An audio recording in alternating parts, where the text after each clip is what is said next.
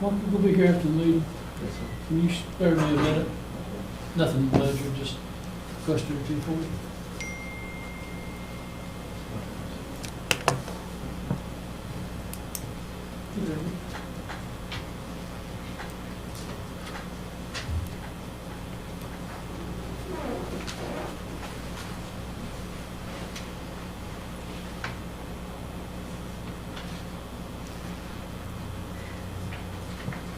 Told you the computer's taking me. 659.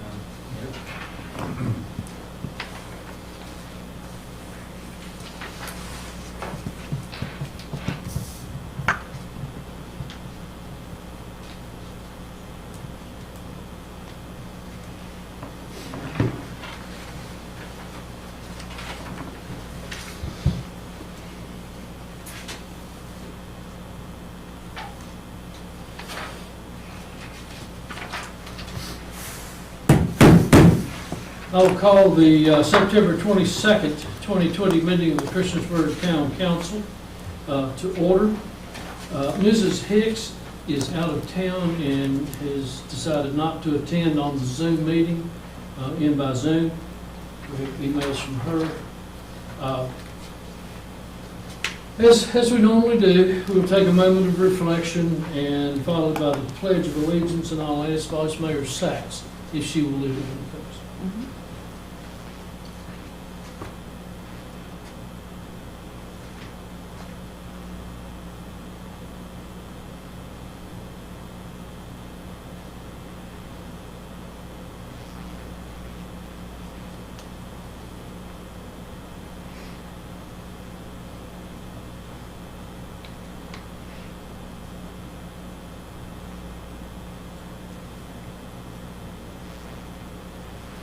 Would you please stand and join us for the pledge?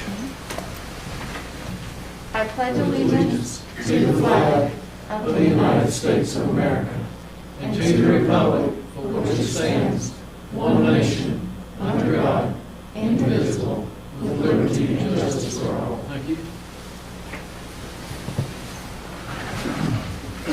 Are there any adjustments to the agenda? Hearing none, I believe we have no public hearing scheduled for tonight, is that correct, Mr. Report? Okay. Under the consent agenda, we have the minutes from the September 8th, 2020 meeting, the monthly bill list, and resolution recognizing October the 4th through the 10th as National Fire Prevention Week. I still move. Moved and seconded. Any discussion, questions? Madam Clerk? Yes, sir. Councilman Bishop? Aye. Councilman Hubbard? Aye. Councilwoman Sachs? Aye. Councilman Showalter? Aye. Councilman Stipes? Aye. That is 5-0 and 1 absent. Under introductions and presentations, Assistant Director of Engineering, Capital Projects and Utilities, Justin St. Clair, to present on water and sewer capital projects. Justin? Thank you.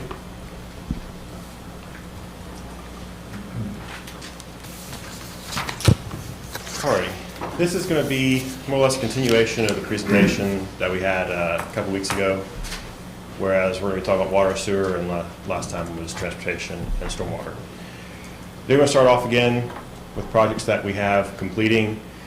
These are a little bit less noticeable around town because they're underground, whereas the streets and trails and things are visible as you drive by. So these two projects we're completing is the College Street Sewer Rehabilitation Project Phase 1. That's the work that we started actually started on North Franklin Street at the intersection of Depot and worked its way up to Hickok Street. That's a capacity improvement for a sewer system in the area. And then the part of that work was also the work down at the skate park down to our main interceptor line on Crab Creek. That's finishing up. And then also Silver Lake Interceptor Phase 1, that project is just about wrapped up. That is the first part of the new interceptor that will collect sanitary sewer from the old Silver Lake pump station over off Silver Lake Road near Beaver Drive, I think it is over there. As soon as you turn off Radford Road, there's an old pump station to your left there. So this will be converting that to gravity sewer once we get the rest of it built in future years.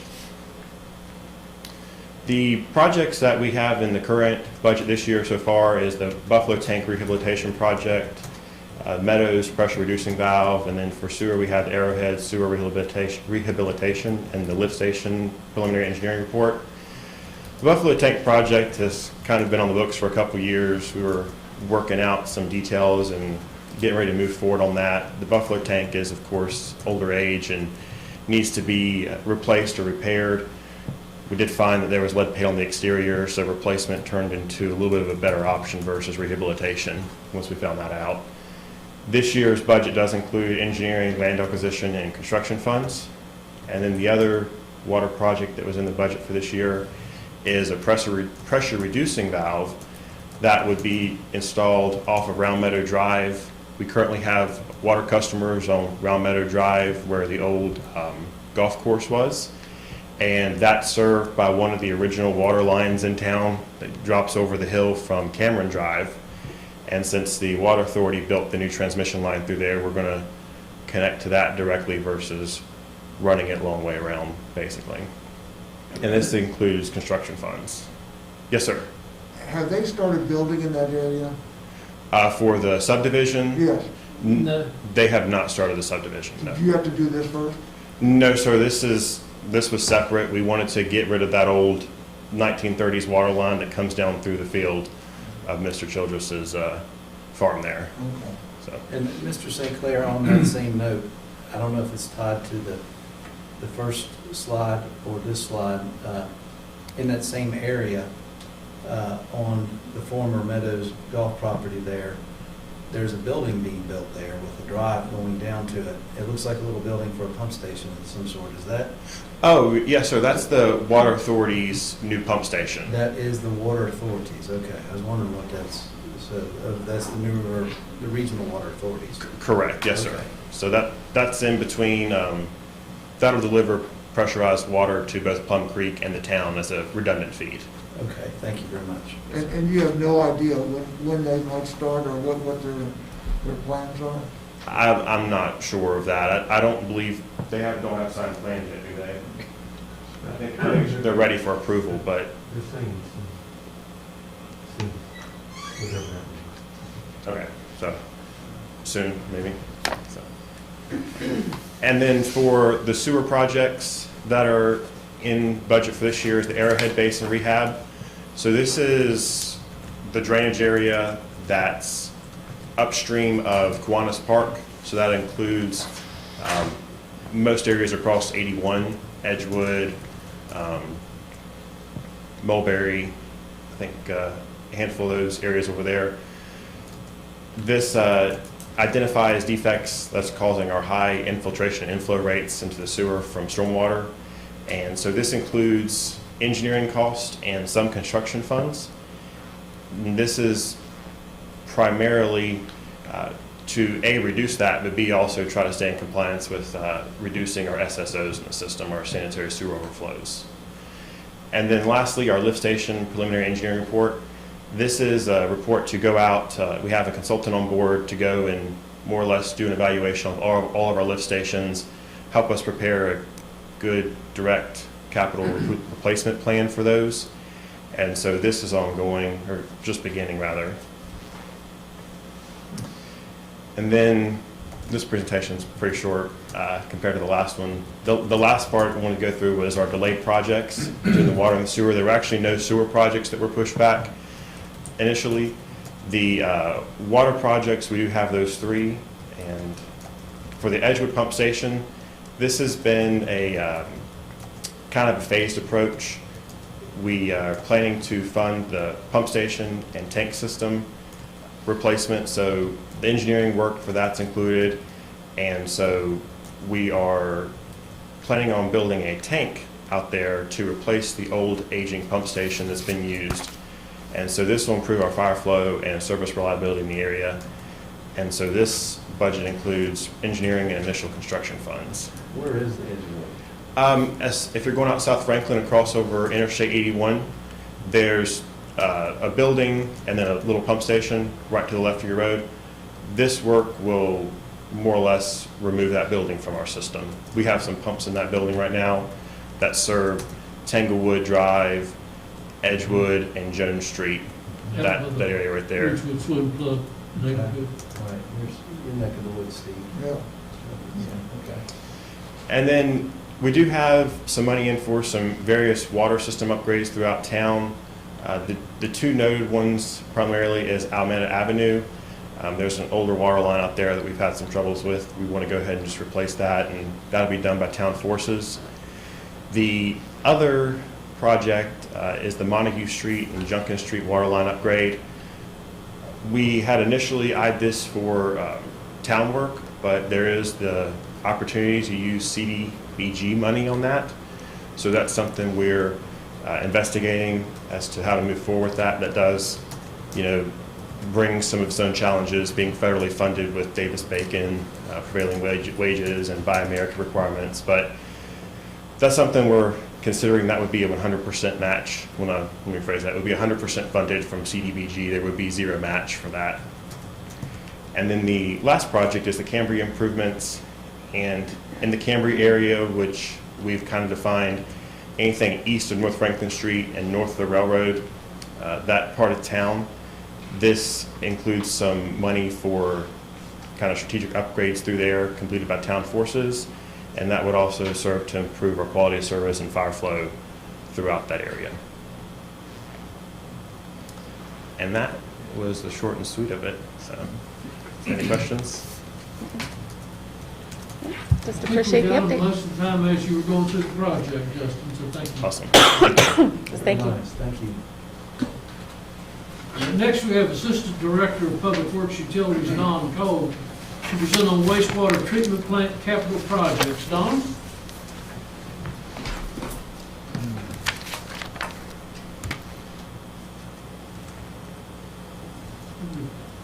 Good to see somebody else rips their glasses off when they take it. Every time. Mr. Mayor, Council, if you please. I'd like to talk to you a little bit about our town's wastewater treatment facility. So some important milestones. 1980, the wastewater treatment facility was commissioned, rated to process 2 million gallons per day of flow of wastewater. The wastewater treatment facility was brand new in 1980, replacing previous systems within the town. Then in 1999, we upgraded and expanded it, partially for I&I that Justin just talked about, to handle those high flows and to handle the growth in the community with 4 million gallons a day. Then in 2006, we upgraded again to 6 million gallons per day. Now that picture right there is of the aeration basin being put in the late 1990s. Are you getting 6 million a day? Currently, in dry weather, like today, we were doing about 3.7 million gallons per day. And what's interesting is today was a dry day. What do you mean by dry day? It's not raining. So today, interesting that you mention it. Today we had a dry day. We were pulling in 3.7 million gallons a day flow into the wastewater plant.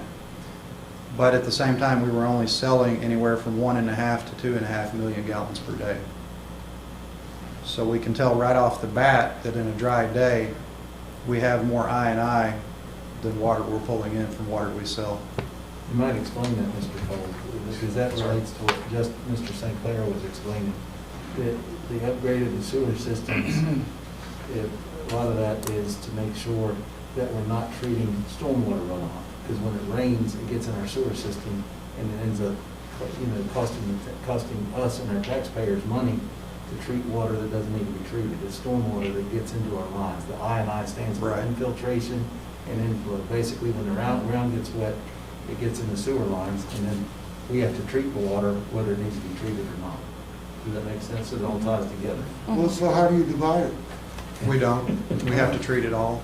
So today we treated 3.7 million gallons per day of flow. It's an extremely diluted wastewater, but it adds to our electric cost, and you can see that when you're looking at our electric bills. If you compare that with the water flowing into the plant or the wastewater flowing into the plant, the electric bill goes up as the flow goes up. So that goes back to the I&I conversation that Justin was having with you earlier. But I'll get back to this. That's a good question. In some of the upgrades that we've done along the way to this 40-year-old plant, in 1989 we added anaerobic digesters to the process. In 1996 we changed the point where we were discharging our effluent from Crab Creek to New River to meet discharge requirements from DEQ. So we put a new effluent pump station in and a force main all the way to New River. In 2000, we stopped disinfecting the effluent water with chlorine and switched to ultraviolet light disinfection. It's a more effective treatment and easier to deal with for the employees. In 2007, we installed a new wet weather pump station with that I&I we were talking about in mind. In 2000, I'm sorry? Oh, guess I'm hearing things. In 2012, we installed a new emergency generator. This was the first time in 2012 that the plant was able to, the entire plant was able to run on generator power with a power outage. Before that, we were only able to run some processes on the generator that we had. Then, as you are aware, we just recently finished a UV upgrade to the one that was installed in 2000. And that's the picture that you see right there. That's the new UV system that was installed and completed this year. So what do we have planned moving forward? Because this facility just continues to age just like an old car. We've got three big things planned. For this fiscal year, and I'm going to talk more about each one of these individual things in later slides. For this fiscal year, we have a preliminary engineering report that is going to identify improvements for the next 20 years for the wastewater treatment facility. That one's budgeted out at $125,000, and we are in process doing that PER right now and identifying what those issues are. We're doing a separate from the PER, we're doing a biosolids system upgrade design to upgrade and replace the current gravity belt thickener with a rotary drum thickener and a centrifuge. This one we thought was urgent enough based on maintenance costs that we go ahead and move it ahead of the PER and actually get going on it. It's in design right now. And then of course we have $78,900 in ongoing upgrades to the supervisory control and data acquisition, or SCADA system that was put in a few years ago. You guys should probably saw that live a few years ago. The pictures that you're seeing here are, let's see if I can get this thing to work. This is the current GBT, gravity belt thickener, late 1990s install. This is something we would like to go to, some product similar to this. It's a centrifuge, and that is actually what is in use at Strubles Creek wastewater facility right now. We're looking for something like that. So let's talk a little bit more about the preliminary engineering report. So the PER is going to divide the wastewater facility into 9 separate areas, and I have those circled, and you'll see that there's more than 9 circles there, but a couple of those go to one area. What it's going to do is, first it's going to ask the question, with the increase in I&I and with the way the town is growing, is this wastewater plant set up right now to grow with the town, or is it not? And once we answer that question, we're going to look at, well, if we're not big enough to grow with the town, looking at, people coming into this community, plus the I&I that continues to get worse, what do we need to do? And then if it is big enough to grow for the next 20 years with the town, well, we still got to do some things because we have a lot of processes in here that are reaching their life expectancy, and maintenance costs just continue to grow.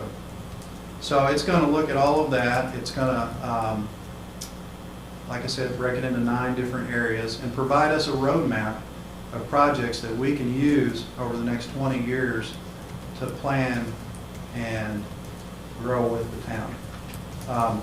It's also, we've asked the engineers to identify funding opportunities because we realize this is going to be a very expensive process. So on here, you'll notice that there's 2 buildings called out. It's the UV building and the biosolids building. The biosolids building, I talked about briefly a while ago, and I'm going to talk about it more. We elevated that ahead of the PER, and then, of course, the UV building, we just completed it, so we don't need to address it for at least another 20 years. Okay? So, getting into that PER in those 9 areas. System area 1 is the influent screen, grit removal, and pumping. This is where that raw sewage is coming right in, and we're taking the big pieces like coffee grounds and eggshells out of that wastewater. And then this Archimedes screw right here is lifting the water up to provide a hydraulic head for gravity flow through the rest of the system. This is original to 1980. You can see the really nice concrete here, the leaking gearboxes. And if you were able to drill in on this screw right here, you would see significant deterioration in the surface area of the screws. System area 2, flow equalization. We use the areas that are circled in the map and then the pictures of some of the older basins that I'm showing you right here. That's what we use to deal with that storm flow. So right now we got that 3.7 coming through the plant. If we get a big rain and the creek picks up and the I&I picks up, what we'll do is we'll divert some of that excess flow into these until we can get the plant running at a faster speed and then process through that wastewater. The concrete in many of these basins is built in 1980. The accepted service life for concrete basins like this is 40 years. System area 3, the primary clarifiers. Once we get through the other 2 processes, primary clarifier starts taking out some of the sellable solids. This concrete right here was once a smooth surface. This equipment here, it's obsolete. I can't even get parts for it. I have to send my parts to a machine shop to get it built. So I'm looking at something altogether new. All of the basins are showing signs of deterioration. This is a crack that's seeping. System area 4, aeration basins. This is a now version of the picture I showed you earlier when the aeration basins were being built. They're due rehabilitation. It's been over 20 years since they were built, and it's time to start looking at redoing all of the aeration heads inside those basins. System area 5, secondary clarification. It has similar problems. While these secondary clarifiers, and here's pictures of them right here, they're not quite as old as the primary clarifiers, but they do have similar problems with the concrete getting older, and they have a significant algae buildup. And once that algae grows, it has to be physically removed at some point, either right there by our personnel or at the next stage in the process. We're going to ask the engineers to look at how can we limit that algae growth with some form of cover. And it's going to help us to reduce our labor as well. System area 6, once we pull all of the sellable solids and the grit We send it all over to biosolids development, which is our sludge storage and primary and secondary digestion. And those show themselves as storage areas and digesters where we use generated methane or propane to raise the temperature and allow the organisms to kill each other off. These are all original to 1980. These are holding tanks with mixers. This boiler uses the methane or propane to raise the temperature in the primary and secondary digesters. We've easily spent over $60,000 in repairs on that one piece of equipment within the past 2 or 3 years. And the cost continues to grow. System Area 7 primarily deals with the administration building, which is original to the facility. Structural, mechanical for all of the other buildings, and of course electrical. And here's a picture of our electrical. It was installed in 1980.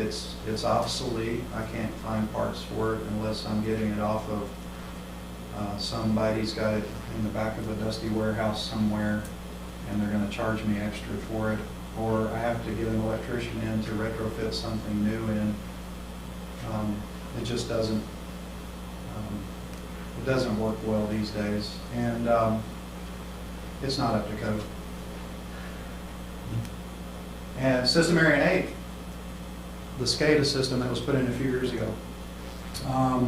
So we put a new SCADA system in to improve our efficiency, to reduce downtime, to improve uptime, and to help save us on our treatment methods. We'd like to continue to see the SCADA system grow. There are certain processes that aren't being controlled right now that could be controlled more efficiently if we can program in and monitor. Right now, our operators are able to take a laptop home with them, and they're able to view this while they're on call at their house, and they're able to silence some alarms. As we grow with it, there may be some scenarios where we would like to give some control to those on-call operators where they can manipulate things from their house and avoid having to come in at 2 o'clock in the morning. That improves safety. And finally, System Area 9, security and lighting. Right here is a really good example of what the lighting looks like down there. It's kind of cool looking. It looks like it ought to be at some old gas station somewhere, you know. But that's what, we staff that plant 365 days a year for 16 hours a day. And then, of course, we have people coming in the middle of the night when things break. That's the kind of stuff we have to provide them light.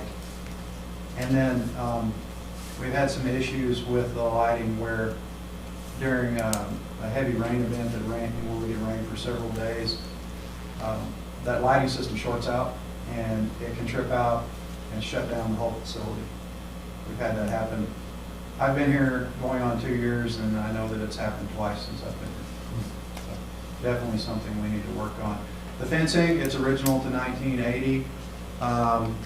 We'd like the engineers to take a look at what we can do to improve our site security, because there are times when I have one person there at the facility, and given today's climate, it would be nice to feel safe about my guys there at night or on a weekend. Okay, so moving from the PER to the biosolids upgrade, I wanted to tell you a little bit about that and why we wanted to move it up ahead of the PER. The current GBT, gravity belt thickener, which is right here, and it occupies this whole building that you're looking at. It was installed in the late 1990s. That manufacturer no longer makes that product, so I'm going back to the machine shop. This part right here is a double acting cylinder. As you can see, that doesn't really look like it was made that way. That's a plumbing fitting. They had to do that to get it to work right,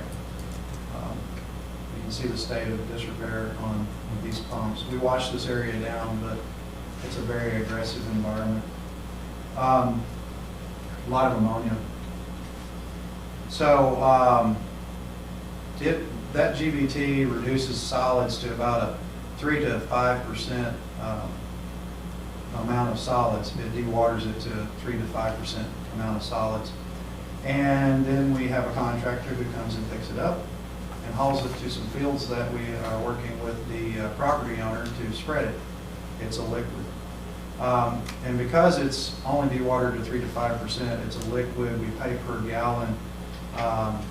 It's costing us well over $230,000 a year to dispose of. And then I should point out that the hauling is seasonal based upon what's the weather like, is the ground frozen. It's based upon, does that farmer want us to apply on his land? Does he have cows on it? Is he getting ready to grow a crop that we have to wait for? So it's highly variable. We have a limited number of fields, and then we're constantly monitoring the fields for things like phosphorus and nitrogen and the uptake. If those levels get too high, then we have to quit using that field. And even in the best circumstances, the majority of the fields we can only spread on once a year. So there's a lot of limiting things, and we're still spending that $230,000 a year.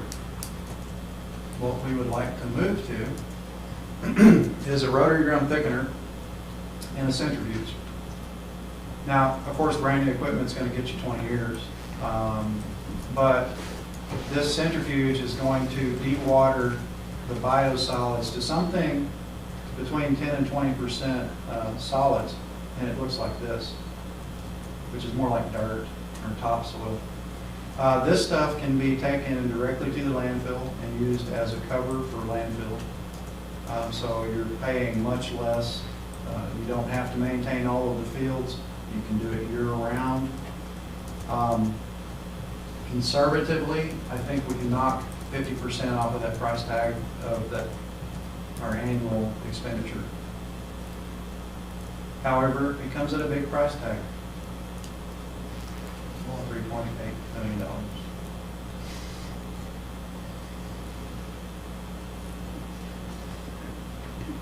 So I'll touch bases on where we are financially right now. For this fiscal year, our approved operating budget is $1.588 million. We have an approved capital expenditure of $698,000. The wastewater treatment plant has a reserve fund of $1.8 million. And by March 2021, we will have paid off the last of our debts related to the wastewater plant. And it represents a savings that's moving forward. It represents a savings that can be used for whatever. But I just wanted to point that out. So the 727 is what once we pay that off and retire that debt, that's what we're paying right now annually for? I would ask Ms. Tweedy to Yes, that's be correct. more specific about that. Okay. Okay. That's a big number. What's next? Okay. So we're continuing to move forward with PDR. The final draft should be ready for review in the spring of 2021. The biosolids, it's in design right now. We should have the design complete and ready for construction in spring of 2021 and be ready to move to the next step. The SCADA, everything is budgeted for this year, will be completed in June, or by June, some of it much sooner. And I would like to come back and give you updates as I have them. That concludes. One question, Mr. Cole. Yes, sir. What percentage of all the wastewater that's generated in the town goes to our Crab Creek plant? What percentage of total wastewater collected in our town goes there? All of it, 100%. yes. That's amazing. Yes. Even some from the county. Oh, that's true. You know, I was just wondering, I didn't think, I should know the answer to that question, but I was wondering if we had any cooperation agreements with other people for treating wastewater, but no, we treat all of our own wastewater at this one facility. Yes, and we accept wastewater in 3 different locations from the county. Amazing. It was a great presentation, thank you. Thank you. Thank you, Mr. Cole. Thank you. Any other questions? When it rains hard, like we got a couple of big rains, Yes, sir. how much comes through you? I've seen us take up to 15 million gallons per day Really? of flow. Now, that's a spot flow. That's not a sustained flow. The biggest sustained flow that I've seen was during the last rain event, and I think it might have been May. It was either the December one or the May one. Both of them were big events. But we had a sustained flow coming through the plant of over 10 million gallons per day for over 70 hours. So what is that, 3 days?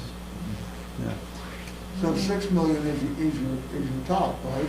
Yes, sir. That's So what what we're do you rated. do the other 4? So what we do is we'll start out at whatever the flow is right now, and as the rain comes and the flow picks up, we'll ratchet up. We kind of run the plant like a car on cruise control in the interstate. We just slowly ease that up until we get up to a 10 or 12 million gallon per day flow. And then we'll put the rest of it in the equalization basins for storage. And we'll try to run as hard as we can at up to a 12 million gallon per day flow. And at the same time, those basins will continue to fill up. During either the December one or the May one, we were within hours of overflowing. But we got lucky. Anything else? Don, thank you, that was very enlightening. Mayor, Kind of Counsel. scary, but it was enlightening. Just what's going on. Maybe next time I can have something happy or funny. Mayor, Council, thank Is there you. anything happy or fun about wastewater? No. Okay. Very interesting, thank you. Next, building official Jerry Henline and neighborhood services coordinator Patrick Saunders to present on the Blighted Structures Program and Neighborhood Services Program. Good evening, Council. Evening. Thanks for having us. Before we get started, I'd like to introduce Patrick Saunders. Probably 19 out of the 21,000 residents in Christiansburg know him. He was looking for a career change. We happened to find him, and he's now the head of our Neighborhood Services Division here at the town. Also with us is Bane Compton. Bane handles our plan review and commercial building inspections. So tonight we're going to talk to you about, first, Randy wanted an update on the Blighted Structures program we did, started in 2017, and we'll also go into our Neighborhood Services division that we're working on now. So in 2017, at the direction of our previous town manager, we went around town to identify buildings that have been vacant for more than 1 year and any combination of the following. Met the definition of a blighted property, was disconnected from water or electrical utilities or both, had multiple violations of the Virginia Maintenance Code, there were outstanding taxes or fees, vacant and open for public entry, was an unsafe structure as defined by the Virginia Maintenance Code, is an obvious violation or is an obvious nuisance to the neighborhood, and had multiple nuisance code violations. There are the definitions of a blighted property and an unsafe structure, which basically is that it's dilapidated, deteriorated, or violates the minimum health and safety standards. And an unsafe structure could be any of those plus the foundation, and or it could be subject to collapse. If the building was vacant for more than 1 year, but was otherwise being maintained on the exterior, it did not make the list. We cannot force people to live in or rent out buildings. However, the building must be maintained. It's not pose a blight on the property or the neighborhood. and must meet the requirements of Virginia Maintenance Code and be maintained to meet local nuisance ordinances, such as tall grass, Junkin debris, that type of stuff. If someone wants to secure their home by simply ensuring the doors are locked and the windows are secured, that is their property owner's right. If a property owner chooses to vacate a building and board it up, that is again their right, but the exterior must be maintained. That's out of the Virginia Maintenance Code, and it just basically says vacant structures shall be maintained in a clean, safe, secure, and sanitary condition at all times. That gives us the authority from the Code of Virginia to the town of Christiansburg to enforce the blighted structures provision in the state code. Also at the bottom, you'll notice is the Uniform Statewide Building Code, section 36-97.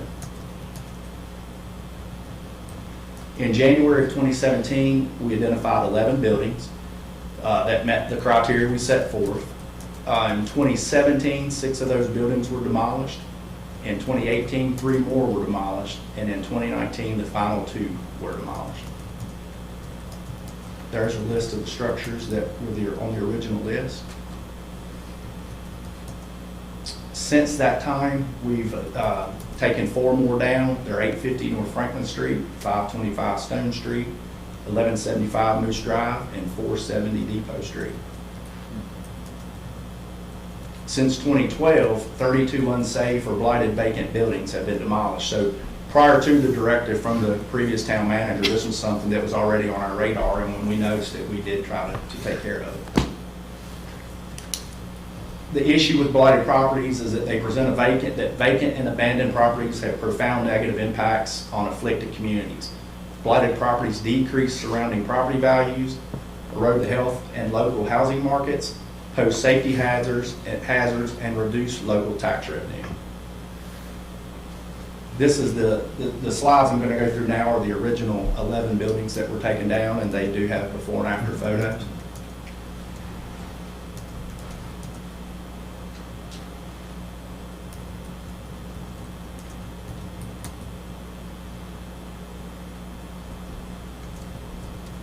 This one here in particular, I'm proud of. This is one that we got down, and the next slide will show you what's there today.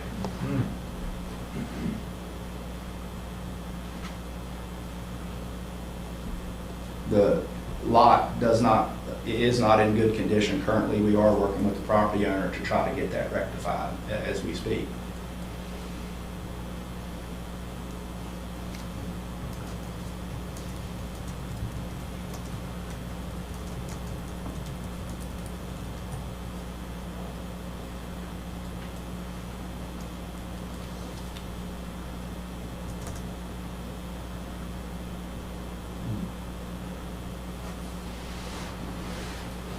The one on Moose Drive isn't totally complete at this point. The structure is gone. There's some grading and work that needs to be done around the property in terms of cleaning just the exterior areas up, but the building is gone. This house was hit on August 28th of 2019 by the truck that you see. I don't have a current photo, but that house has been demolished as well.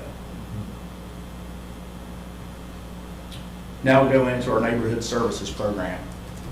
Prior to Patrick coming on board with neighborhood services, code enforcement was handled by the zoning department. Property maintenance, which is all related to the structure, was handled by the building department.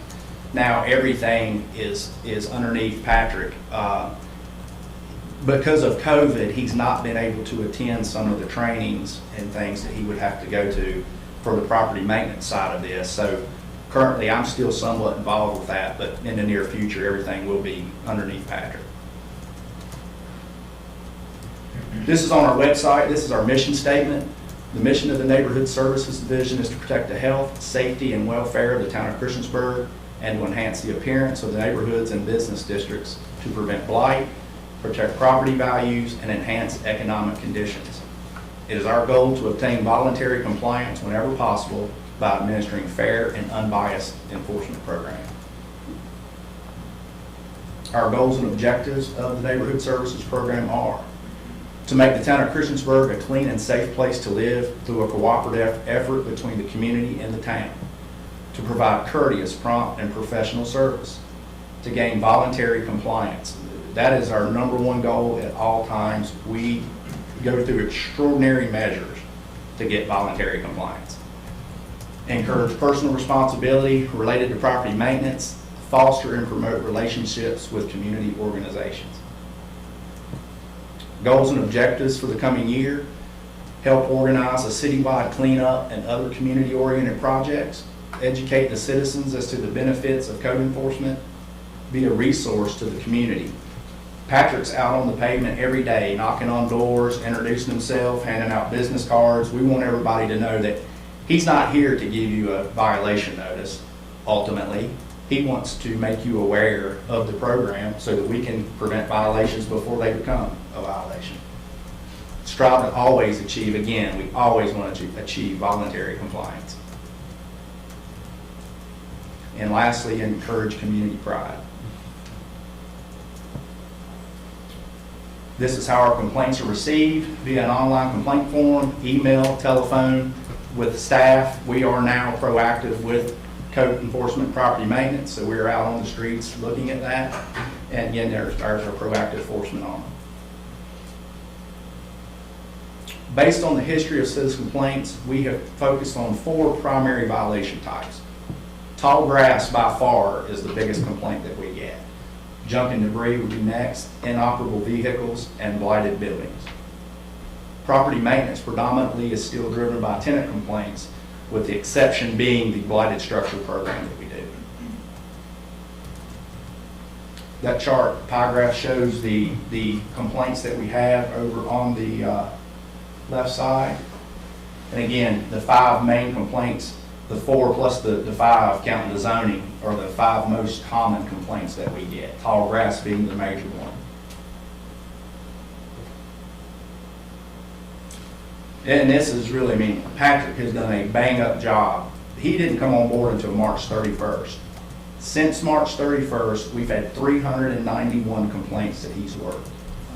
235 have been complied with, 86 have been closed, and what that means is there was an investigation performed and there was no validity to the complaint. And currently he is working 65 open cases. Since March 31st, again, Neighborhood Services has had a total of 391 cases. 82% have been complied or closed. Through the same time period last year, we only had a total of 149 cases. This increase is due to the proactive approach the town has implemented. While working a complaint, often several other properties are noticed that had the same or other violations. The enforcement process in a nutshell is, first thing we do is give a phone call or do an in-person visit. We do not like to just send letters out the door. We like for people to see our reaction, and oftentimes in a letter, they think we're upset, when really all we're trying to do is explain to them what the process is, and we want you to be in compliance. If we can't get an in-person visit, then we will certainly send a letter to the property owner. Provide reasonable time to correct a violation. In many cases, more time is allowed than town code stipulates. If not corrected as required or agreed to, a formal violation notice is issued. If a violation is not corrected in the time period stipulated, legal action may be pursued. Typical enforcement time periods: tall grass is 10 days, Junkin debris is 10 days, longer if it's an excessive case. Inoperable cars, about 10 days, longer depending on the amount of vehicles. And property maintenance is 10 to 20 days, longer if it's not a safety hazard. And again, I will emphasize,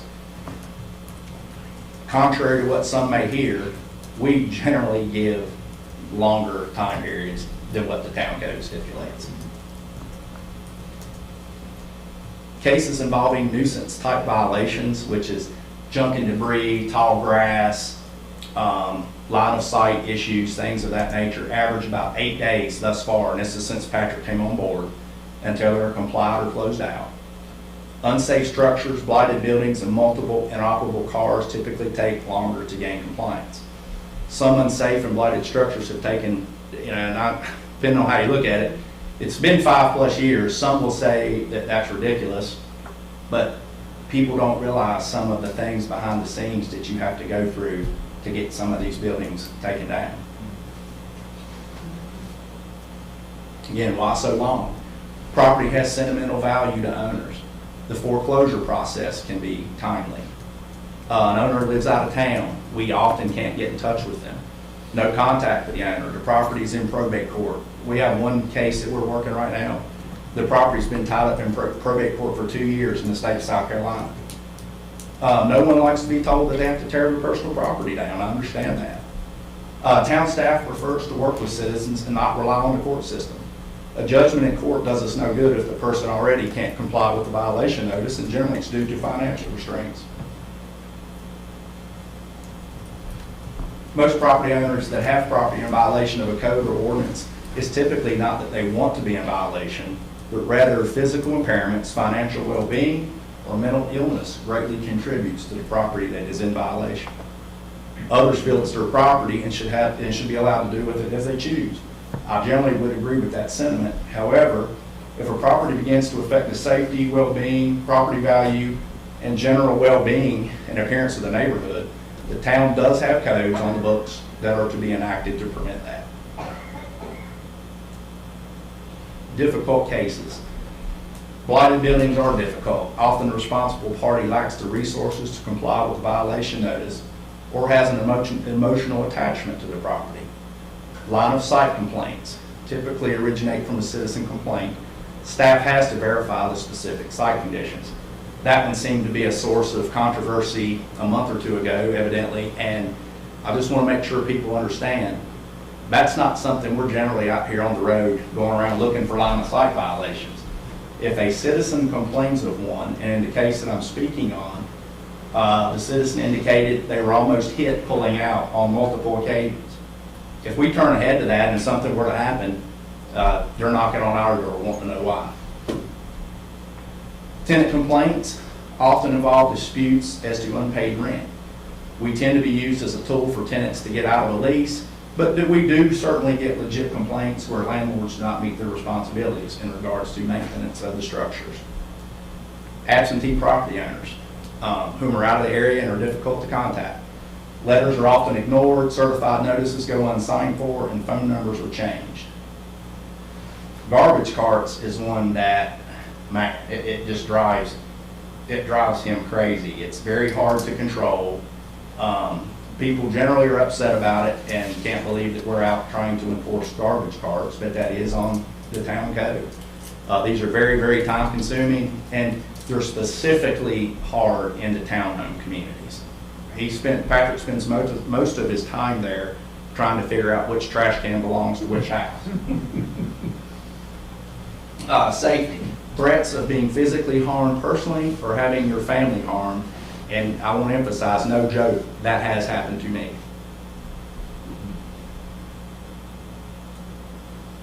Everyone that complies with one of our cases receives this letter, and I'll just give you a second if you'd like to read through it.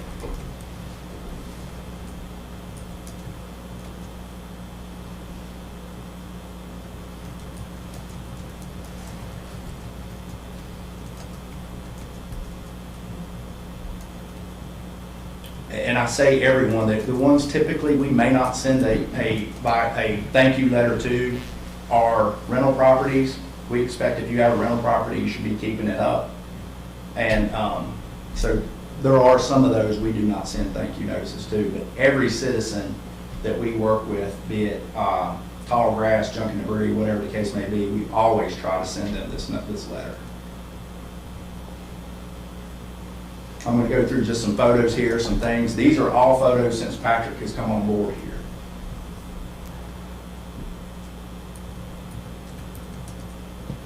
That's the same structure. That's a completed photo once everything was cleaned up.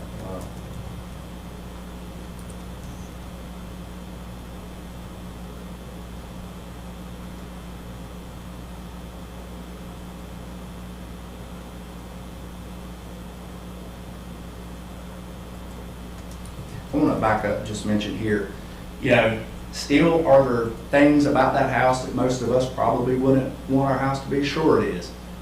The main part has been mowed. You know, we can't go around telling people that they have to weed eat around the foundation of their house and that type of thing. We're not out there doing that.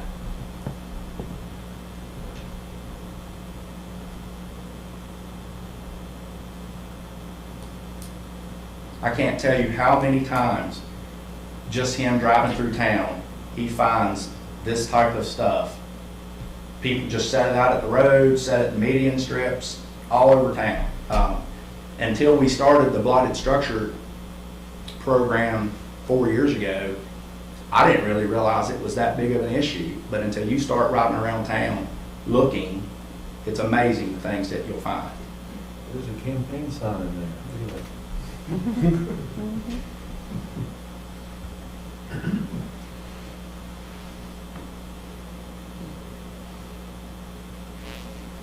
This particular case here is not completed, but the photo does show significant progress has been made on this one.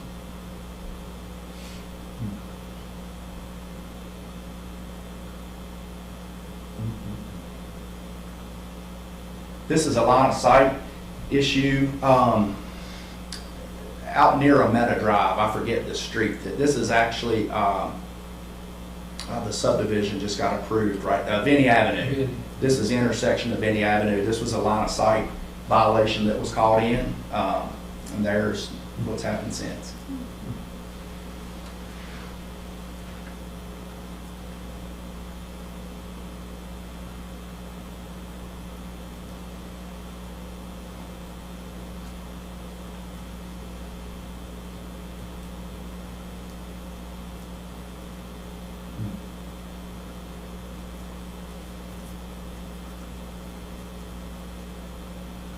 This one here is still an active case, still not where we want it to be, but there has been some pretty good progress made on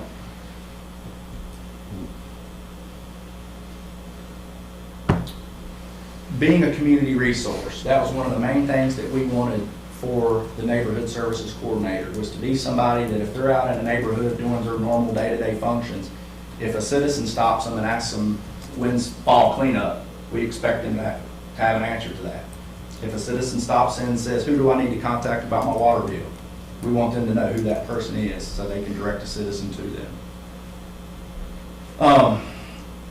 There are some things that that Patrick's done since he's been on board here, and this is just 3 of them. I could tell you many more that I won't bring up in this setting, but he secured housing for a citizen who would have otherwise been homeless. We had to take the house down because it was an unsafe structure. Through personal friends of his, he removed junk and debris for 2 elderly citizens who otherwise could not comply with the case. There was a commercial property that had had over 800 tires on it for we don't know how long. But in less than 2 weeks, every one of those tires were gone off that property. Projects that we plan to do, we are working on one right now. As you know, I sent an email out several weeks ago. But some of those are, we want to do a handout. We're currently working on a handout to educate citizens as to what constitutes a code violation. We want to have a cleanup day coordinated with fall and spring cleanup. We plan on doing this every year. Partner with the big event annually. Development of the neighborhood services webpage. And if possible, find funds for people to assist those in needs of maintenance to their properties. I would like to take a chance, since if we have time, I would like to read some of these. I've condensed these. I'm paraphrasing here. These are not quoted because they were too long.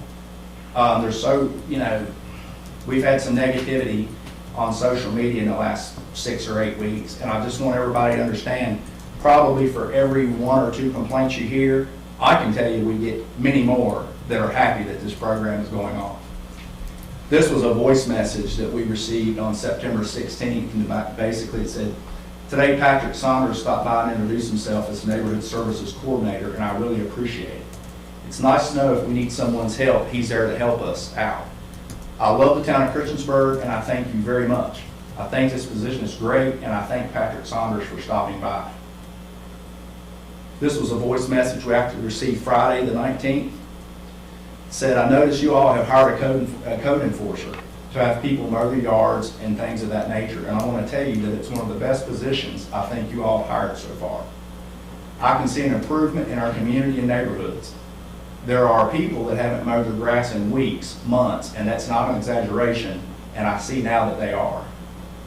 I want to let you know that I'm sure you're probably getting a lot of grief from some people, but I'm one that greatly appreciates you having to fill that position and actually enforce it.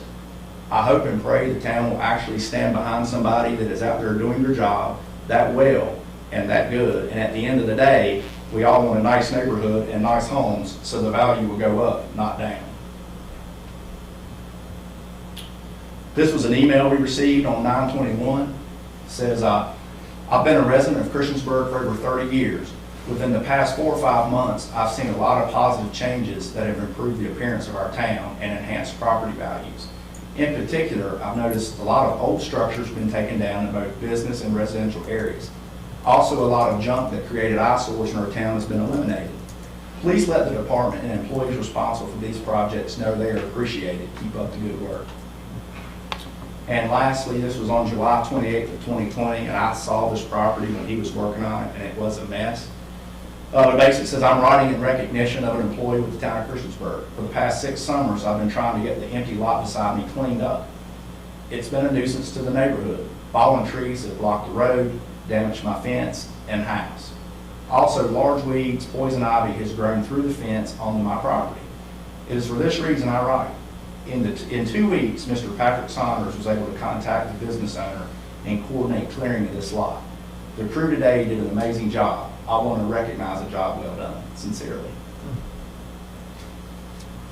Common myths about neighborhood services. You will be fined for having a window screen missing. Let me assure you, no one will receive a fine for having a missing window screen. Town staff rides around looking for missing window screens. We're not riding around looking for missing window screens, I promise you. Town staff singles out certain citizens. We don't do that, never have. Town staff picks and chooses cases they investigate. When we receive a case, it goes into our system, and he goes out and follows up with it, regardless of who it is. Town staff issues fines in order to increase revenue. We will never use code enforcement as a method to increase revenue for the town, I will assure you. Staff does not like me and has singled me out. We put personal feelings aside. We have a job to do. If we get a complaint, we're going to follow up with it. Thank you. Yes, sir.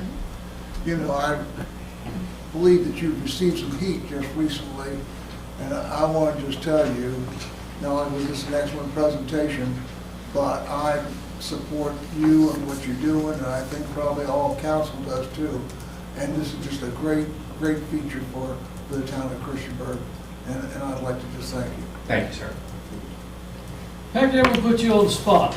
Yes, sir. You got about, I want to limit you to 5 minutes, but I know you'll never do that. But you've explained to me a couple of times is that you talked about a street down on the top of the hill, at the top of the mountain. You Yes. had one complaint and ended up fixing how many? There were 6 or 7 on one street. So, yeah, so when you go into it, you're not just, I mean, you're looking at the whole, if you're down there, you're looking at it all. Well, let me put you in my position. Nobody likes to be told that they have to do something. So if I get a complaint and I go to your house, Mayor, and you've got high grass, and as I'm driving up your street, there's 5 more that have grass worse than yours. Do you know what you get when you knock on somebody's door? You need to mow your grass. Well, the first thing you're going to say to me is, what about him? And what about them? So it's all about fairness. It's not as though I'm out looking for violators. It's just, it's very difficult when you're out here to do your job. And let's face it, guys, none of this has been done. And it's really opened my eyes and how I look at things. I know Will Drake has asked me, he asked me one day when we were riding around, he said, do you look at things differently now? I said, absolutely. And you know, it's just those things. But there's been a lot of areas. That area on top of the mountain, there's a few areas in town that I think if folks kind of rode around and looked, you would see improvements in them. And they're hard areas. Yeah, but that happens quite frequently, yes. Any questions for Patrick? Patrick, I'm sorry. Yeah, comment. whatever. And I would like to say, this person was made for this job. I wouldn't say that. I mean, he was made for that job. You know, guys, and we have to realize too, COVID's changed things. And you know, really, I think the town has been blessed with the citizens. We've got a great community. We have great citizens in this town. We don't all see eye to eye, I get that. But for them to comply with as many people that have complied with me to date and with the town is just amazing. It just speaks volumes for our citizens. It really does. Greg, you have a question? I was actually, during the council remarks, I was going to give a shout out to Mr. Henline for the program that you laid out to us in an email, offering to help people get their jobs done. So I'll just do that now. And I also wanted to say, having known Mr. Saunders for several years and his wife Haley, and knowing his reputation in the community, the pleasure I got to know that he was on our team, on our professional team here, I couldn't believe it, actually. I was like, Patrick Saunders? And I agree that he was custom made for this job. I And appreciate that. oh, no, this is a great report, and Jerry, Mr. Henline, you've got a great team, and Mr. Saunders, personally, I'm delighted that you're, like I said, on a professional team now. This is a Cinderella slipper for you. Well, and I think we all agree, we do see improvements. Yeah. Well, And I do appreciate that. Look, And I'm not at things perfect, a lot so, differently yeah.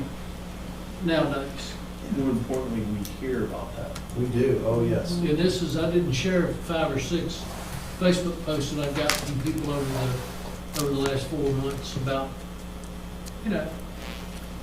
not only did he come and say we need to, but he told me someone to contact to help me with it. It was a lady who had inherited a piece of property, and she just didn't know what to do, and so it's all pretty much taken care of. Well, the way I look at it, I work for the citizens of the community. That's what I do. That's what I'm there for. Anything else? Okay. I just want to say, I remember when this first came up, and Patrick, it's good that you said that. We didn't have anything like this until 2017. And it left a lot of us scratching our head. I think, Harry Collins is the one that brought it to our attention, put it in front of us, and we had a good discussion. Harry brought a lot of great information in about it.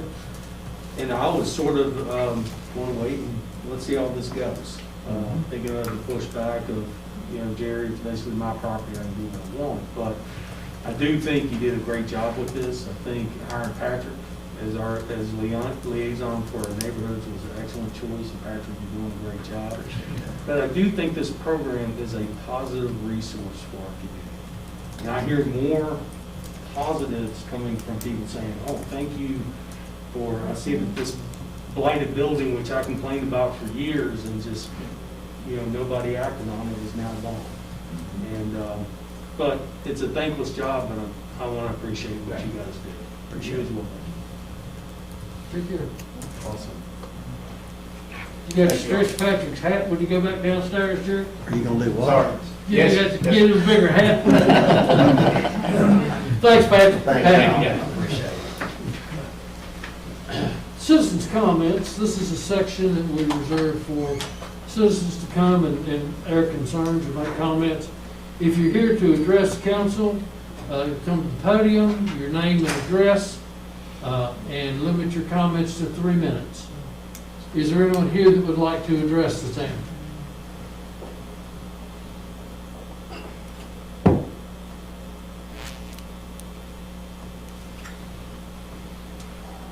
These 3 presentations a little longer than I'd like to see, but pretty reasonable. Anybody? No, sir. I'll close the public citizens' comments section. We go to committee reports with Mr. Stipes and Mr. Bishop. Street committee report on lot line variations and easements on Fairview Street.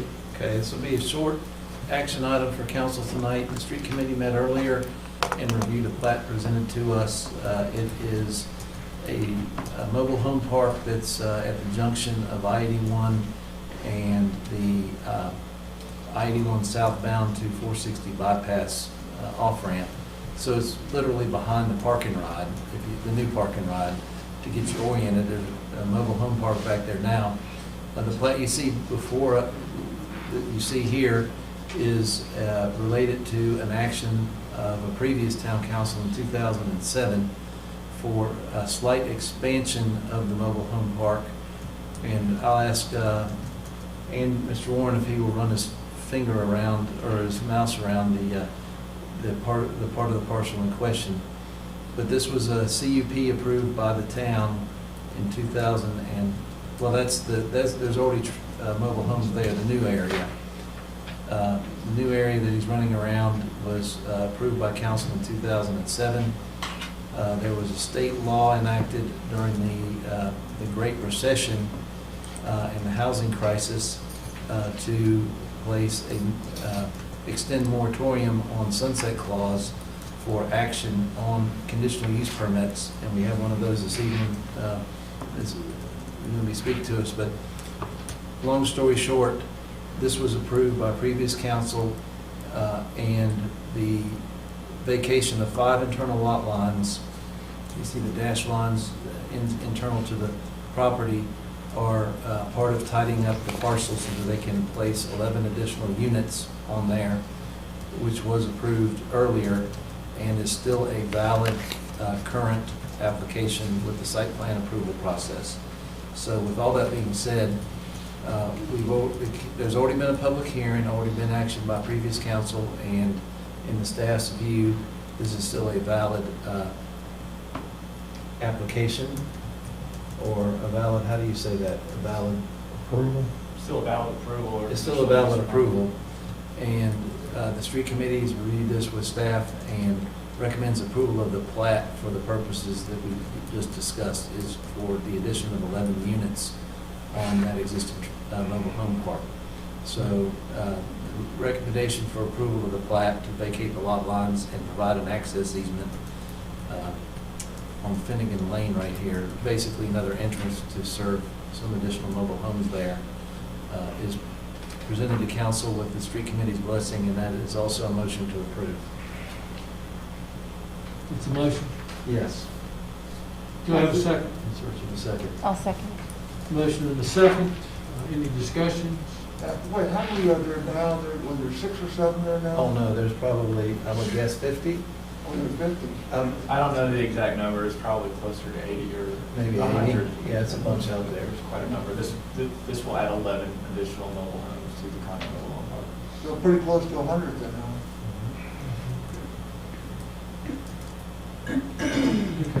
Any other questions?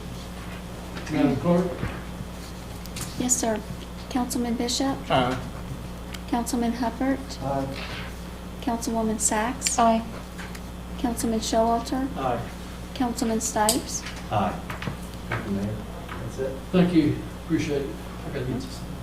Under discussion and action by mayor and council, the appointment of Tara Telrico, Hampton Inn manager, and reappointment of Luke Brew Coffee Company owner and manager, to the Montgomery County Tourism Development Council for terms beginning September 22nd, 2020 and ending September 21st, 2021. I'll make a motion that we appoint Tara and Luke to the Montgomery County Tourism Development Council for terms beginning September 22, 2020 and ending September 21, 2022. I'll second. Is there a second? Yes. Sorry, frog in the throat. Kind of mask in your face. Yeah. Okay, are there any comments or questions? I'd like to ask either of the appointees if they'd like to say anything. We're both here tonight, and appreciate y'all making time to be here. Look, see you back there. Is this Tara? Oh, There's very Tara good. right here, yeah. Very good. I appreciate your service on the council. Thank you. How was your, how are you doing on filling up the place? We're still under renovation, but it's improving. It's definitely improving.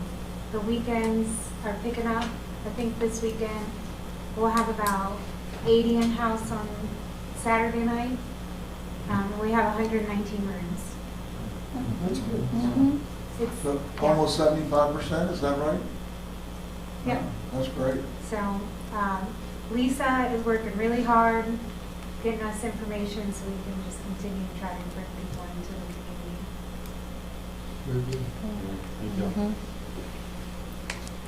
Luke? Anything to say, Mr. Brown? Just, thanks for letting me do it again. This will be my second term.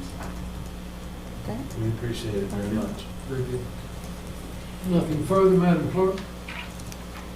Yes, sir. Councilman Bishop? Aye. Councilman Hubbard? Aye. Councilwoman Sacks? Aye.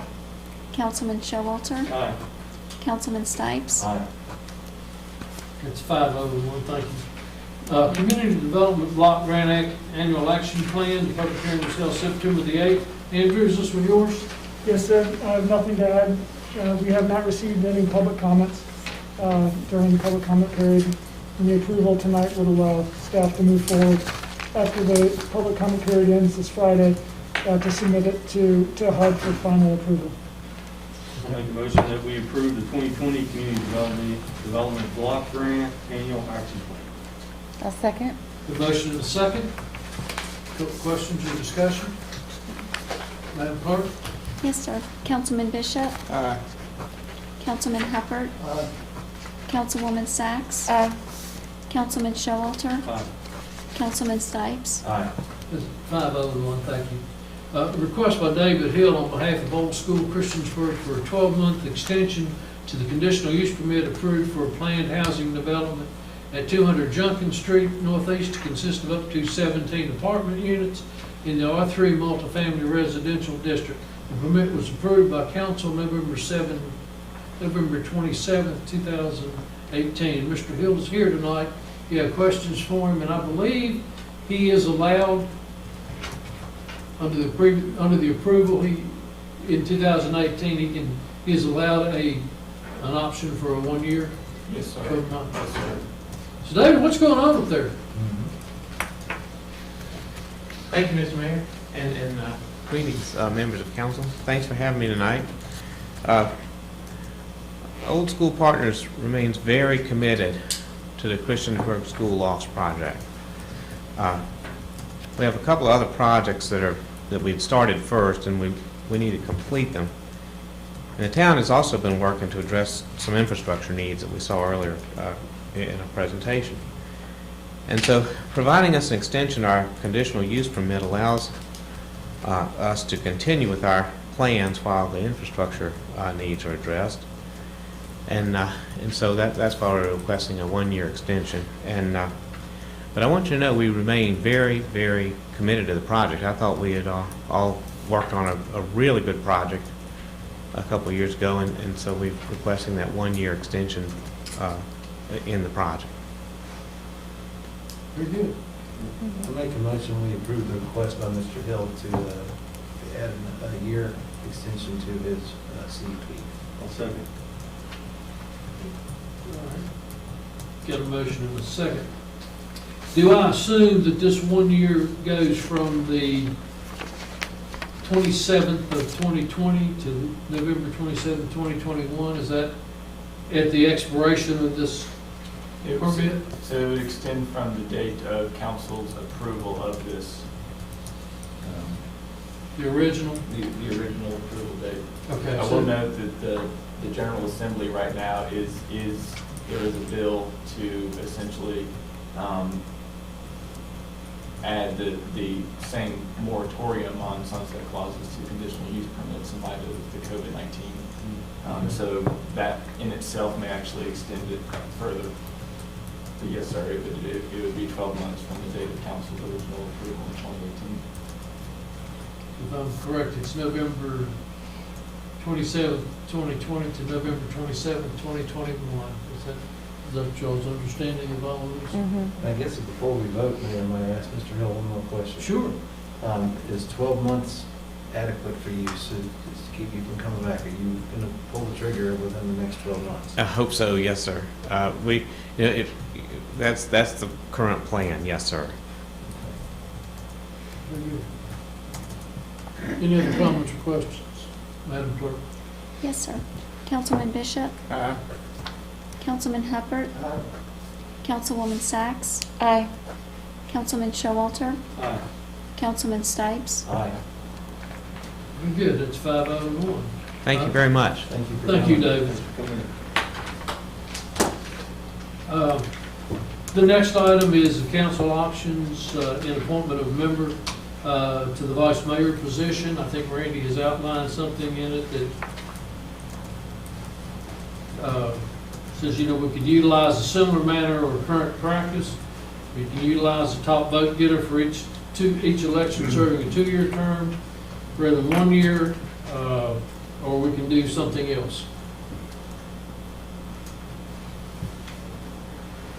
If you're looking for a comment, I would, thinking about in December, when this comes up, that I would recommend Mr. Showalter take that position because of the time he has. I'm not sure if this is the time to bring it up or not. No, That's it what I isn't. plan to do. So basically what I'm saying is you would lean toward the current practice of the nomination from council and not doing a That's 2-year correct. extension. That's correct. Okay. Any other comments, questions? Other than, when was it, last meeting or 2 meetings ago? Last meeting, I think. 2 meetings ago? 2 meetings ago, I mean, I was for leaving it the way it is. Okay. Sam? So I haven't changed. I have no comments other than what I made on the 25th. Okay. They're reflected in the minutes, right? Yes, they are. All right. Very good. So we will, I'm taking it that we will leave it as it currently sets. Mhm. Is that a head shake agreement? All right, would you glad to take a motion and vote on it? If you want to. I don't see. What do you think, Reed? I think it'd be nice to have a motion just so you have something in the record. I don't think it's required. So you're looking for a motion that we continue in council-nominated vice mayor for 1-year term? Is that what you're basically thinking? Mhm. I'll Yes. make a motion that we continue our common practice of each January during our appointments for council to just, nominate and elect within our body a vice mayor for the year, for the calendar year. Oh, second that. A motion and a second. Any discussions?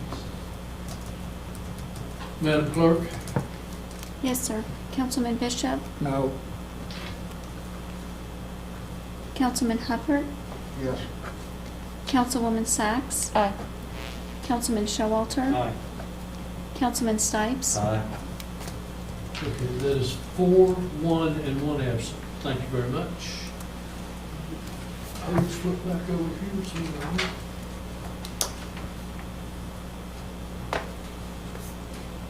So I guess we're getting ready to staff reports. Ready? Just like to see if I could get a consensus from council on tasking the planning commission with engaging in reviewing the comprehensive plan. We had made revisions to the comprehensive plan about 4 years ago in regards to urban development areas, and we had done a review a couple of years ago, but the plan is getting a little bit dated, and it's just kind of being proactive to maybe get the planning commission started on the review, but it is a pretty big undertaking. So before staff, I guess kind of basically asking if that's acceptable with council to task them with that. I think so. Mhm. We're supposed to do that every 5 years, right? Yes, it's required to be reviewed every 5 years. You don't necessarily have to make amendments, but it has to be reviewed every 5 years. And I'd say there's been enough changes, of projects we've approved and also plans for different things, a park, different things that it's certainly, and our commercial areas, the downtown.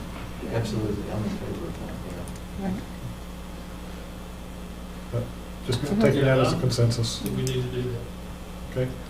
Just point out that the bridge, the ribbon cutting for the Depot Trail and Bridge is going to be this Friday at 11 o'clock. I know right now they're calling for rain, but that's when it's scheduled for.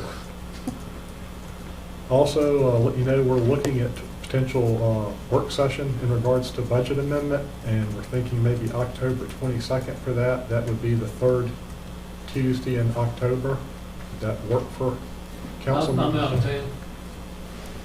Yeah. So it worked. Huh? So it worked. Yeah, probably.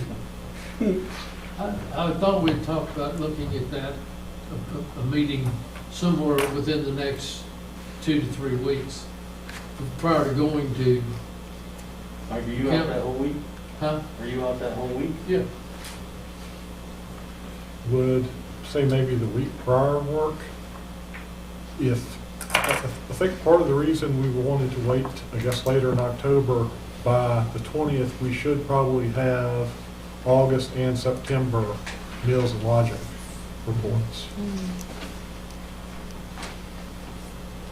And it's fine, whatever council wants to do, it would not work for me.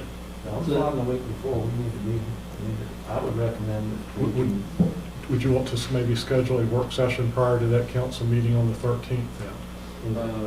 I'd like to have it That's on. the week before. Have it as part of the meeting. What about that Thursday? Or that Thursday? I'd really like to see us have a separate meeting on this, because we do work sessions, you got an hour or so, and this thing could take 2 or 3 hours. So I would suggest, if possible, a Thursday night. Thursday the 15th? That'd be good. That's all right. I'd do Thursday. Mr. Bishop, you available that night? No, let's see. Valerie, is that all right with you? Yeah, we won't have all our. You won't have it all? Recent month's meals and lodging, and they're not due until the 20th of the month. And a lot of them wait till the 20th to pay. We should have a pretty scientific idea of what you're looking at. Yeah, we'll know 2 months anyway. We've got July, August is coming in now. So from what we won't know September. I think from what I've seen, the meals tax is increasing a little bit, so it's not, we don't think we're gonna have a shortfall of $1 million that month. Well, not for the month. No. Yeah, that's what I mean. We just have to have a way to work on, look at it. Can we, may I suggest we have, instead of a work session, a special meeting, because we may choose to take action that night. Good point. We don't have to. You can call a special meeting, you don't have to take action. Well, if we have a budget amendment that people or council is generally supportive of, the next time we could act on it would be, I guess, the following week. 29. No, actually. we could have 27. it on let's see, could you? We have the 15th, If we had the 15th, we could have it on, our next council meeting, which is the 27th. I'd prefer for us to leave our option open to take action that night if we could. Listed as a special meeting. Yeah. And Reed, I think that allows us to take an action if majority of council thinks so. As long as it's a duly constituted meeting. That's what, I agree, sorry. It depends on the size of the budget amendment. If it exceeds 1% of the current budget, then it has to go to a public hearing. And then you can vote, you can hold the public hearing the next meeting and vote on it at that meeting, but you can't vote on it the same night if it exceeds 1% of the current budget, which is not a huge dollar amount. So. thank you. Would public hearing potentially work on the 27th, or are you thinking the 15th for the public hearing?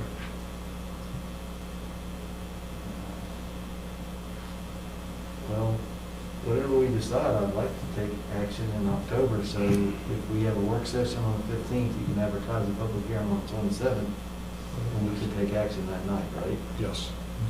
I would support that, if other council members are supportive of that. The only thing that bothers me is that she's not going to be able to produce enough information to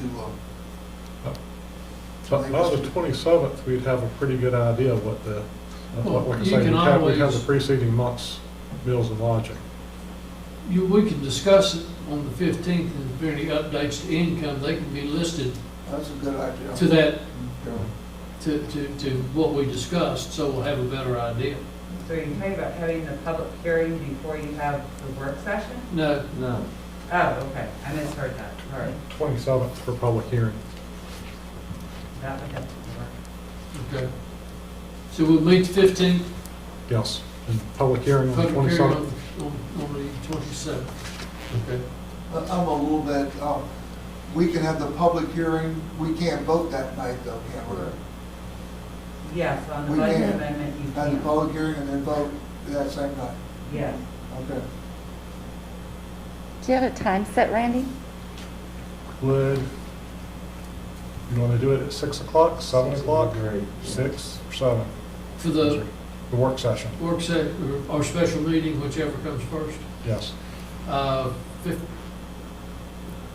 What do you want to go, guys? 6, 7? Six is fine with me. Can we do 6? Does That's that get it pretty close? Mhm.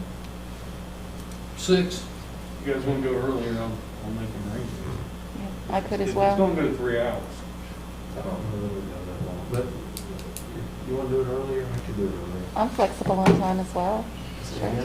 I can be early as well. Take that mask off and shout I at me. know, I'm gonna holler. I can be ready early as well, just like Henry. Yeah, if anybody wanted to start sooner.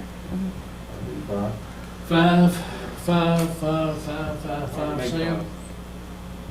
No, pretty much. I will write it down, we'll see. Okay.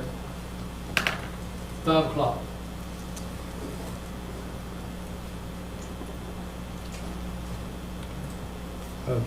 Council had received an email in regards to a request for a second recycling cart ability for residences, rather than paying basically for second collection service. I just recommend that we take that to the Solid Waste Committee, if that's agreeable. We have one citizen that we know of that has requested, because of the amount of stuff they recycle, they'd like to have another blue bin and just still pick it up, you know, the 2 weeks, you know, on a regular schedule. And I think it was, we quoted them $5 a month, or 5, you know. I think that's basically our cost. I think we don't want to go to weekly pickup, but we could give them a second recycling cart and have it picked up every other week, and I think that would. Val, you can do the records on that? Yeah, just basic math. If we went to every weekly connection, not everybody's gonna put out a cart every week. Some people, I mean, we go 2 weeks and our cart's just barely full. Right. So to go every week and pay that fee to our contractor every week on every household would increase our cost far more than just adding for those few people who want to have an extra cart. And we've had a lot of these requests over the time that we've gone to this. Whether they amount to 50 or 100, I couldn't really tell you, but you know, I don't think it would hurt us to go $10 a month to provide an extra recycling cart. So what was, I read it, but was the issue just we weren't going to provide a cart just to make sure I'm on the Right same now, we page? currently charge for second set of carts $22, which is the full fee. We don't split the fees. This is just for the separate recycling cart. And your recommendation is $10 a month for an extra cart? Yeah. That's pretty much our cost, really. Okay, so it's $5 normal, but you're just going, this particular individual, or individuals, you would charge them $10. For the cart, for just a recycling cart for The the additional month. cart? Not, Picking up 2 carts, $10. right. So their garbage cost would theoretically go from 22 to 20. 32. And they 27. No, 27. 27 plus 10 is 37. No, I don't, maybe solid, maybe water, y'all need to look at this. I'm thinking if you charge them $5 a month, which is, we put $22 for the initial, and then $5 more, which would put them to $27 a month, and you still pick up both cans twice a month. That just barely covers the cost. We pay the recycling company almost $5 now per can per month. I'd be We okay can- with the $5 since it's recycling, if it's garbage. that's- Unless you see a high volume, which I don't think you will, 1,000 people wanting Right, two we carts. could revisit that, but it's, I'd like to encourage recycling, I mean. Yeah, I And mean, that's what I'm if getting. they want an extra trash bin, that's one thing, but recycling's another. I think, to me, it's a different conversation slightly. I mean, she said the email, $10 would be fine to her, and I don't see anything wrong with Well, it. that's what, but I mean, I think she was referring to $5 more than, No, I didn't read it that way. okay. Uh, Should I go $10? That's fine. I don't see why we have to have a separate meeting on this. Yeah, I don't either, It's 'cause- presented for council right now. This has come up before where we've had people that just wanted to recycle. And it is something that's already been on our radar. So I do think adding an extra cart for an extra fee for $10 a month makes sense. $10. So, okay, so basically she goes from 22 to 32. Is that what I'm understanding? Yeah. Am I clear on that? I'm fine with 5 or 10, I'll go with whatever council. Sam, you got any? No, we're not gonna, as long as we don't make it mandatory that people have 2 carts. Oh, no, Okay. no. It's not mandatory they recycle, but they get the Yes, garbage. it is. They have to pay for it, but the recycle or not, they have to pay the $5, which, you know, I was against it in the beginning, but it's. All right, so, clarify. Henry, what amount do you feel would be fair? I'd rather, to be honest, I think 10's a little high. 5, I understand what Val's saying, that's almost, but you also have to look at the volume. Mhm. And if we see all of a sudden a spike where we do $10 would make more sense. But if it's, Val, you said you've had a couple hundred requests? Yeah, I would say since we started our recycling program, we've probably had that many people who've called in and wanted an extra cart. We probably have some people who are already paying for dual carts. And they're paying the full amount per month. So we have to go through and research who those people are and change their rates. And they're paying double, basically. Yeah, they're paying for 2 garbage carts and 2 recycling. Oh, well, if they're paying for 2 garbage carts, but we're just talking about an additional Right. recycling cart. Right, if we added just the recycling cart, we pay the $5 a month to the contractors, just under $5 a month now. And then we also pay the tipping fees to take that out of Montgomery solid waste. So I know $10 sounds like a lot, but that probably is just barely over our cost. Break it even. Yeah. I'll go with 10, we'll see how it works out. 10? Okay. Or 10. But this is only for an additional recycling cart, not for another solid, regular trash cart. And not for just a recycling cart. No recycling cart without garbage. That's the way I'm taking it. Right. Okay. Okay, very good. Randy, y'all figure a way to make it known? Do we have to officially vote on that?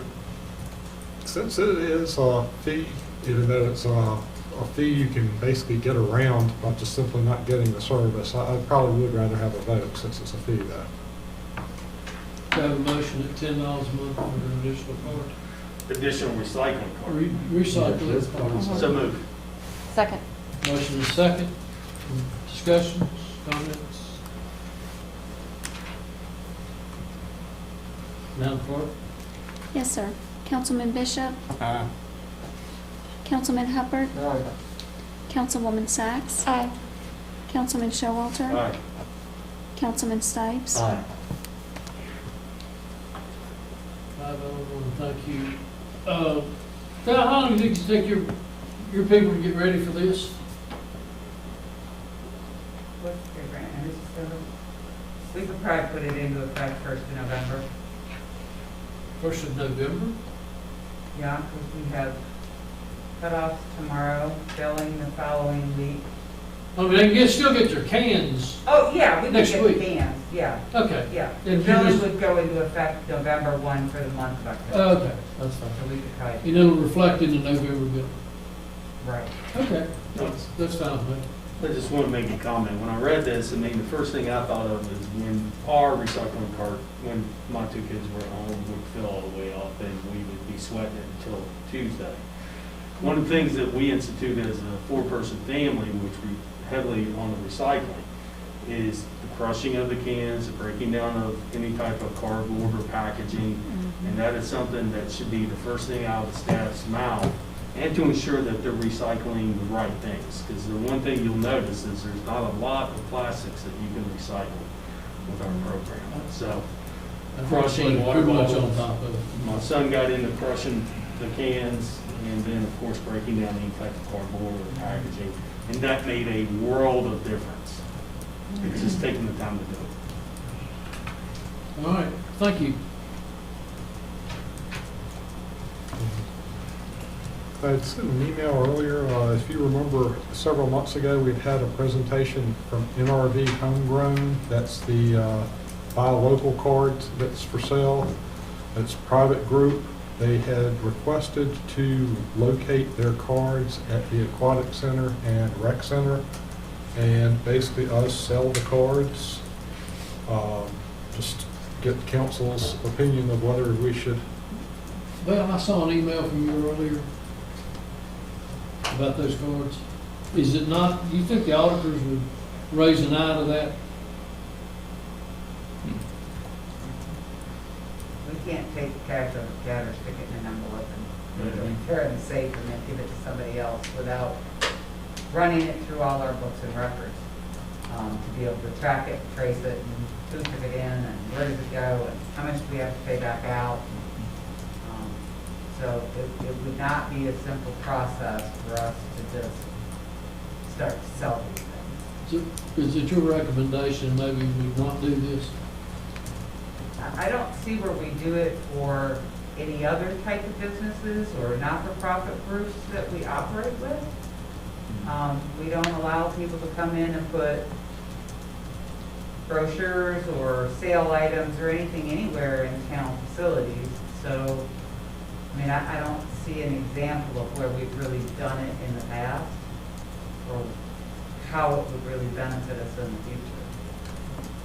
From a transactional standpoint, I think it would be difficult to keep track of and be accountable for. Counsel? Follow that advice and say that we, I think any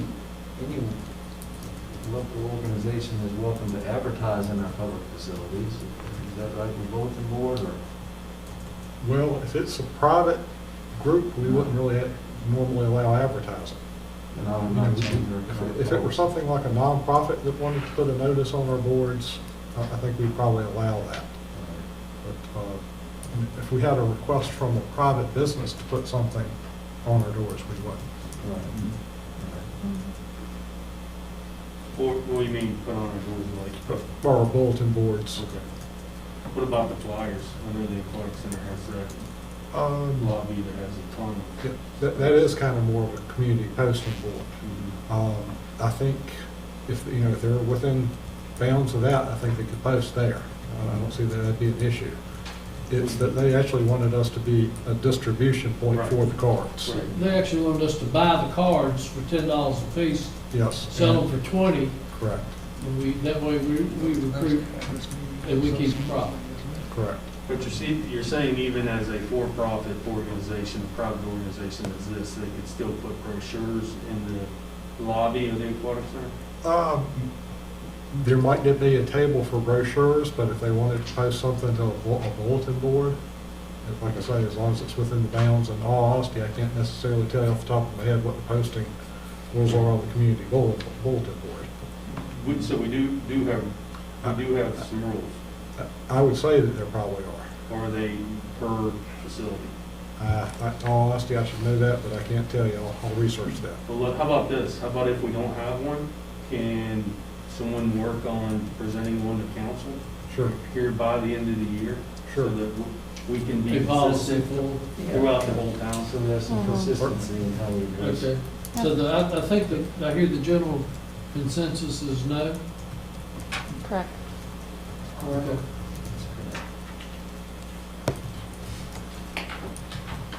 Sam, how do you, I don't think I heard Sam.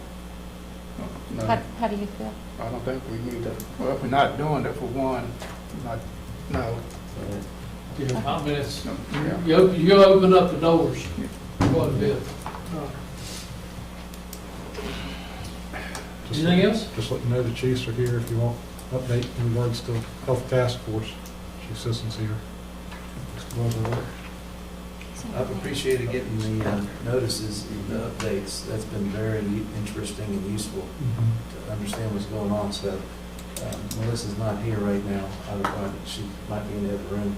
But I do appreciate getting those notices. That's some good intel and Okay. So we think we're in pretty good shape on, I mean, I don't see anything that coming out of that, I see everything coming out of that email that we normally would get every other week. Is that, you pretty much concur with that, Chief? That's correct. And that was the mission of the task force. Is there was a lot of information floating in the community, and the task force, set a meeting with all public informational professionals to say we need one consistent message that goes out to all of our governmental officials.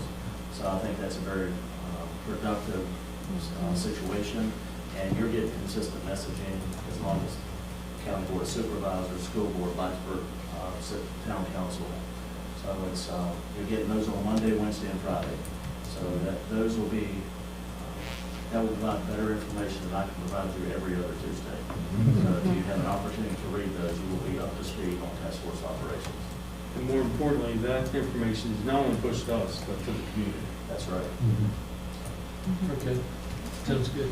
You know, I know our area here is one of the highest in the state right now, but I just happen to be over at Blacksburg, and you know this better than I do, but I saw all the kids had their mask on, and all the kids looked like they were trying to, get in the game.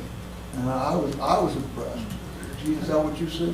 I believe that all the students in our college systems of Radford and Virginia Tech especially, since I get to see that firsthand, plus all the departments, whether it be the academic side or the auxiliary side, are working hard to meet. And I'm impressed by the students. They do a great job. They wear those masks whenever they're out. And always make I take a point every day. I do a big loop around our little mezzanine out there. And everybody's adhering to it. And of course, my daughter's there, and I haven't, I go see her. There's no issues. They're being very responsible with it. At least that I see on campus. Good. Is that it? That's it. I do have a question for you, Randy. Has there been any positive feedback from Roselawn since, talking to the manager? I have not. I will reach back out to them this week and mention it in my weekly update. Okay. I do want to mention that I'm still receiving complaints from citizens, and it seems to be gaining more momentum, where it started out with a handful who were upset, and I think now they know I'm championing for this. I'm getting more inundated, so I think the problem is really affecting a lot of our citizen community. So thanks for any updates you can do. Marissa or Randy have since this is a private organization, a private property, has any of this group of citizens reached out to an attorney for a class action suit or anything of that nature as a group? Not that I know of. I know that there has been discussion about doing that, but I think, of course, getting involved in that, a lot of people aren't comfortable. So they're taking the route of going to the NPOR. I hope I didn't get that. DPOR, yeah. So they feel like that is a step that they can take, and they're doing that. Plus, the town, the work that we're doing. Yeah, if you would, Randy, reach out.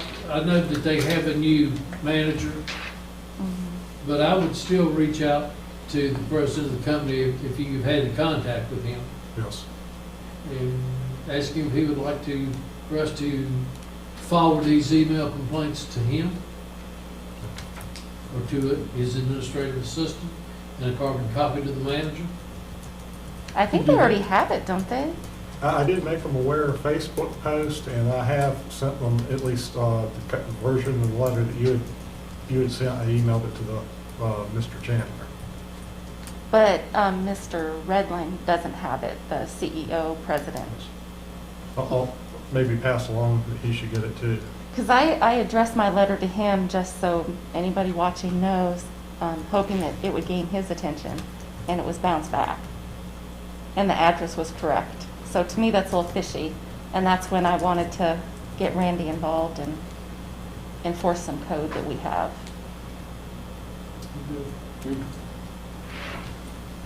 Okay, Thank you for the update, Randy. is that it? That's it. Reed, Thank you, Mayor. any other staff here? Val, you okay? All right, we will go to council reports. Mr. Stipes? One short one, I've mentioned this before, but I want to applaud Mr. Hubbard and our community and our staff for developing the Depot Street Park. Just going down there, it keeps developing. We have a ribbon cutting on Friday. But if you, I won't shame anybody, but if you haven't been down there and walked around the whole thing and the skate park, it is an amazing facility, and it would not have happened without someone leading the way. So there's a lot of people involved, but the idea, I think, started, it's pretty much hashed by you and John Neal. Yeah. It's an amazing transformation of that. It does, to me, also to council's oversight, it does appear to me that we need to maybe reach out to the Rosa Peters Park again, because it's very logical. Just to put that on the radar screen, if you go down and enjoy the park, it just seems like a logical partnership, maybe to expand that property as well. Yeah, I don't think they even opened this year because of COVID. I don't think. And I understand, and it may never happen, but it seems too logical not to happen. To put it, my folks, in that way, it almost seems too logical not to happen to just expand that recreational opportunity there. But anyway, mainly, thanks for the vision, and it's an amazing facility, and there's a lot of people that use that place. I mean, It is very. I've made a point of running around there and getting on the bridge the past few weekends, and it is bustling with It's a people. transformational The project. Huckleberry Junior. It's transformational. Yeah. Thanks. Thank you. Shaw, I have no- Mr. Hubbard. Well, I would just thank you for those comments there, and if you haven't been down there and seen the bridge and the new path that they put in, is really good, connecting Depot to the skateboard park. It's just a real nice situation right now. And the other thing I would like to say is, Randy, if you would pass this on to the two people who made the presentations tonight, I just thought they were excellent, and I'm not sure if that's from you, because of your guidance or whatever they've done, but I don't think we've seen two presentations any better than what we heard tonight. Thank you. Mr. Bishop? Just a reminder of a central business meeting tomorrow at 12 noon, and this will be virtual. I have nothing to add after Mr. Bishop. You got anything? Nope, oh, sorry. Done? Nope, nothing to add, he said it. Okay, sorry. I do get my new hearing aids sometime next week, so maybe I'll be a little bit better, or get my hearing These aids don't sometime help. next week. All right, is there any other business to come before council? Ms. Sachs, if you'll Yep. read the request for closed meeting. I move that town council enter into a closed meeting as stipulated on the agenda. Under Code of Virginia 2.2-3711A1 for the discussion, consideration, or interviews of prospective candidates for employment, assignment, appointment, promotion, performance, demotion, salaries, disciplining, or resignation of specific public officers, appointees, or employees of a public body. The closed meeting is for council to discuss appointment of clerk of council. That's in the form of a motion. Yes, sir. Do I have a second? Second. A motion and a second. Any discussion? Madam Clerk? Yes, sir. Councilman Bishop? Councilman Hubbard? Aye. Councilwoman Sachs? Aye. Councilman Showalter? Aye. Councilman Stipes? Aye. It's 5-0-1, so we will ask council and the attorney to stay. Ms. Stipes will excuse you from this meeting. It will take about 3 minutes. Be back.